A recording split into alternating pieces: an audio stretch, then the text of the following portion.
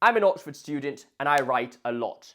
I write anywhere from 8,000 to 10,000 words a week, and I would like to share with you some tips that I use which got me into the art of writing in the first place. Because the art of writing, well, writing itself is an art. It's a beautiful art and I want to share it with you. The first tip that I'd like to share with you is finding a way to generate ideas.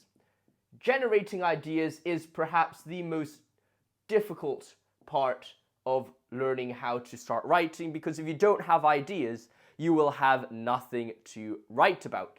Let's think about it in this way. You have a blank piece of paper. You don't know what's on that blank piece of paper. You can't write because you don't know what you are going to write. But now, if you can find a way to generate ideas, learn how you come to think of different ideas, well, you want to be able to figure out the best ways that works for you. So when you have that blank piece of paper, you can say, I had 5 ideas I want to write about. I can write about one of those 5 ideas on the paper. Now, it's really dependent on you. For example, I get my ideas best when I'm doing exercise in the gym, or when I'm walking around in the street, or when I'm smoking a cigar with my friends. For you, it might be taking a nice bath. It might be, I don't know, going for a long run. It might be fishing, being in nature. Each person has different ways that they generate ideas, but you want to be able to find the way that works for you and do that more often. Now, tying to the idea of generating ideas is you want to buy a notebook and bring it around with you. Now, why do you want to buy a notebook and bring it around with you? Well, you don't really have to have a notebook per se. You can have a wad of paper. But the reason for why it's so important to have a notebook with you is that when you have those ideas, you can write it down. Sometimes the best ideas come in the most strangest places. Sometimes I'll be sitting in a lecture, and then something the lecturer says is very interesting. Then I have an idea of an article I want to write. Alternatively, I might be talking to a friend, and after I talk to the friend, I'm like, wait, some of this stuff could be added to my fiction. I write it down in my notebook. So having that notebook around with you all the time and bring it around with you is such a helpful tool to have. The reason why I say notebook instead of a wad of paper is that you have actually more paper in it. So if I wanted to write a whole dialogue or a conversation or a short story on my notebook, I can do that whenever I need to with a notebook. Whereas if I brought an A4 piece of paper, that could run out very, very quickly. Now, the next tip you want to do is to decide what you want to write, most notably fiction or non-fiction. This is not a category that you will be tied into for life. Don't worry about that. I write both fiction and non-fiction in my free time, and that is after my studies and my academic work. I write my fiction, and when I am very busy, I just work on my non-fiction instead.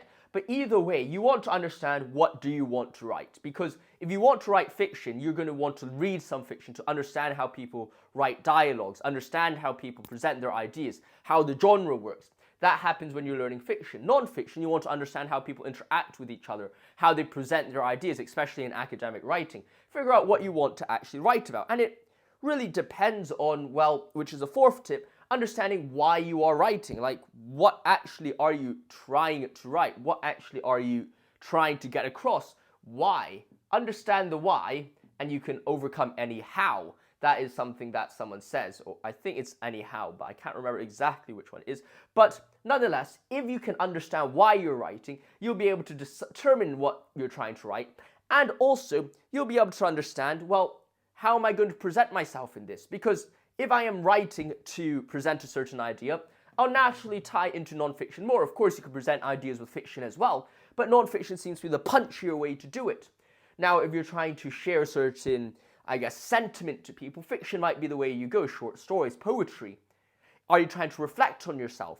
Maybe you should go to journaling. Journaling is a very helpful thing anyways, regardless of what you're writing, but nonetheless, you got my point. If you understand why you're writing, you'll be able to understand, well, okay, what ways in which I should express my writing, fiction, non-fiction, journaling, whatever you're doing.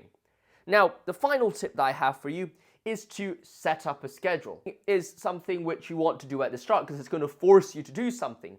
Either you're scheduling yourself an hour at night to do some reading and some journaling and meditation during that time. That's all well and good. That's what I do. In fact, when I get to the last hour of my night at 10 p.m., I just kind of sit down. I get a book out, I'm reading, I write down my notes, my reflections on it, and any other reflections I have about my life at that time in general. So I have a very rigid schedule for my writing.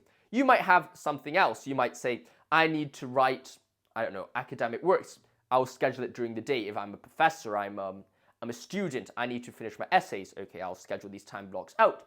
Now, it's not to say these have to be very rigid, at least for people like me who write based on the inspiration of the words coming to my head. Sometimes I'll sit down and I'm like, I have nothing to write here.